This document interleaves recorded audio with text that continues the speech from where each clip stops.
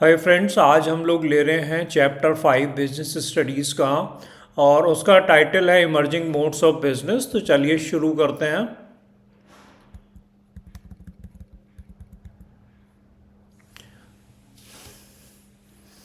देखिए, emerging modes of business की जब हम बात करेंगे तो सबसे ज़्यादा हमें ये समझना है कि जो टेक्नोलॉजी में बदलाव हो रहे हैं, लेटेस्ट टेक्नोलॉजी आई है, इंटरनेट आया, उससे हमें बिजनेस पे क्या फ़र्क पड़ा, ये इसमें समझने की कोशिश हमें करनी है।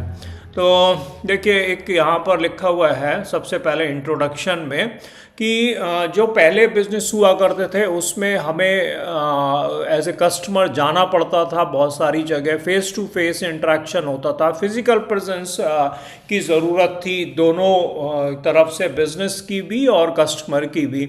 और पर जब ये इंटरनेट आ गया, मॉडर्न बिजनेस की बात करें तो अब हम लोग ज़्यादातर डिजिटल प्लेटफॉर्म को यूज़ करते हैं और उससे बिजनेस हमारी फास्ट हो गई है, ग्लोबल हो गई है। मींस बहुत सारी कंट्रीज़ में हम बिजनेस कर सकते हैं और एफिशिएंट भी हम पहले से हो गए हैं। और टेक्नोलॉजी ने ये चेंज करा कि किस तरीके से चीज़ें खरीदी जाती हैं, बेची जाती हैं, कम्युनिकेट करी जाती हैं और डिलीवर करी जाती हैं। तो चलिए आगे चलते हैं। इसी में अब आ रहा है ई बिज़नेस। तो ई बिज़नेस का मतलब है कि हम बिज़नेस को इलेक्ट्रॉनिक रूप में कर रहे हैं, या इलेक्ट्रॉनिक मतलब हो रहा है इंटरनेट के यूज़ से हम लोग बिज़नेस में कैसे कर रहे हैं। तो अब आजकल तो काफ़ी लोगों को पता ही है, और यंग बच्चों को तो सभी को पता होता है, जैसे कि वो जोमेटो को यूज़ कर रहे हैं, स्विगी को यूज़ कर रहे हैं, पेटीएम यूज़ कर रहे हैं, इस तरीके की बहुत सारी चीज़ें वो यूज़ कर रहे होते हैं। तो ये ई बिज़नेस में क्या हो रहा है, buying and selling of goods हो रहा है, जैसे अमेज़ोन है, फ्लिपकार्ट है। और कस्टमर सर्विस भी हम इसके थ्रू दे रहे हैं, कोलैबोरेशन दे रहे हैं, और इंटरनल बिजनेस के प्रोसेस को भी हम इससे ही मैनेज कर रहे हैं। तो ये कितने तरीके का हो सकता है, ये स्कोप में बताया गया। जैसे बी टू बी का मतलब है बिजनेस टू बिजनेस। मतलब यहाँ पर जो एक बिजनेस एंटिटी है वो दूसरे बिजनेस एंटिटी से इलेक्ट्रॉनिकली इंटरनेट के थ्रू इंटरेक्ट कर रही है। ओके, जैसे इंडिया बुल्स वगैरह की वेबसाइट्स हैं ना, इस तरीके से बात हम लोग कर रहे हैं। तो manufacture to other business entities वो आपस में बाइंग सेलिंग कर रहे हैं। Business to customer, business customer से इंटरेक्ट कर रहा है, जैसे फ्लिपकार्ट, अमेजोन से हम लोग खरीद रहे हैं एज ए कस्टमर अपने यूज़ के लिए। And C to C means consumer to consumer.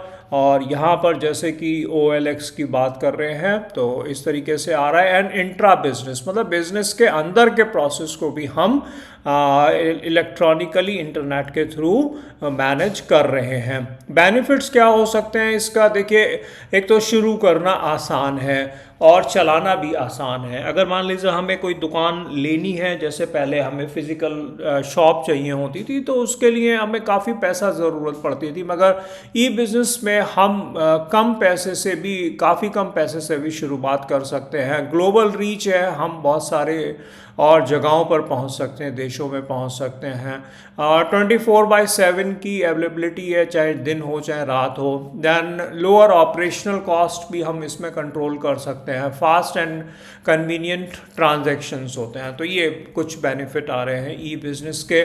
Limitations भी हैं ई बिज़नेस की, जैसे लैक ऑफ पर्सनल टच। हम एक दूसरे से आमने सामने रूबरू नहीं हो पा रहे हैं, मिल नहीं पा रहे हैं। टेक्नोलॉजी पे बहुत ज़्यादा डिपेंडेंस है, इंटरनेट पे डिपेंडेंस है, तो हर एक कोई इतना टेक्नोलॉजी से भी नहीं होता। कुछ ओल्ड पीपल हैं, कुछ रूरल पीपल हैं, वो इतने टेक्नोलॉजी से भी नहीं हैं। सिक्योरिटी एंड प्राइवेसी कंसर्न भी हैं इसमें, जैसे कि हम कोई मॉनेटरी ट्रांजैक्शन कर रहे हैं, इन केस पेमेंट कर रहे हैं, तो हमें डर लग सकता है कि भाई कोई हमारे साथ में कहीं हैकिंग ना हो जाए, हमारा डेटा लीक हो सकता है, इस तरीके की बातें हमें लगती हैं। और अगर हम प्रोडक्ट को कई बार टेस्ट करना चाहते हैं, देखना चाहते हैं खरीदने से पहले, तो वो भी अभी हमारे लिए प्रॉब्लमेटिक है। ऑनलाइन ट्रांजैक्शंस, ई बिज़नेस में काफ़ी तरीके के ट्रांजैक्शंस की ज़रूरत पड़ती है, जैसे कि हमें प्लेसिंग ऑर्डर करना है, पेमेंट करना है, delivery of goods and services. तो ये काफ़ी चीज़ों की ज़रूरत पड़ती है। पेमेंट के लिए अभी नेट बैंकिंग है, क्रेडिट डेबिट कार्ड है, ई वॉलेट है, and it can be through cash on delivery also.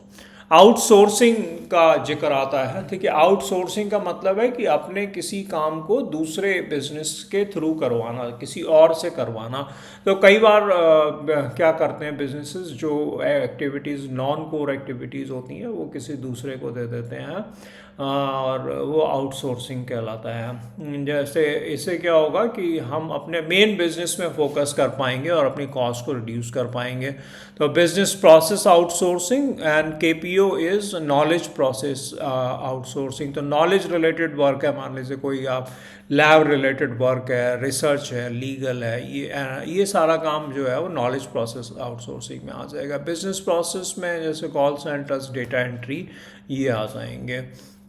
Smart working with IT से क्या है, हम आसानी से कोलैबोरेट कर सकते हैं, वर्चुअल मीटिंग्स कर सकते हैं, जूम का अनुभव लोगों को मिला, क्लाउड कंप्यूटिंग है, रियल टाइम कम्युनिकेशन है। तो इससे क्या है, ये एफिशिएंसी, स्पीड एंड एक्यूरेसी आ जाता है हमारे काम में। हम तेज़ी से कर सकते हैं, सही तरीके से कर सकते हैं और ज़्यादा एफिशिएंट हो सकते हैं।